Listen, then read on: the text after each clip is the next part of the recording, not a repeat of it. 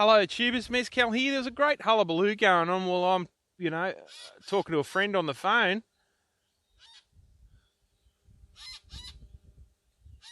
Oh, that's what it's all about. A beautiful carpet python. Now, I heard this guy in the wall the other day, I'm pretty sure.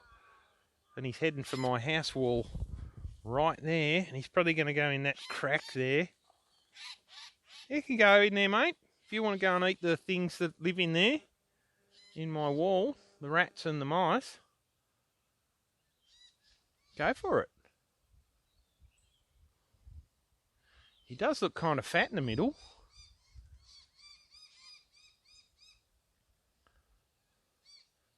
Normally I'd catch it. I like catching pythons, but I really don't have a need to disturb it. It's probably better that we just watch.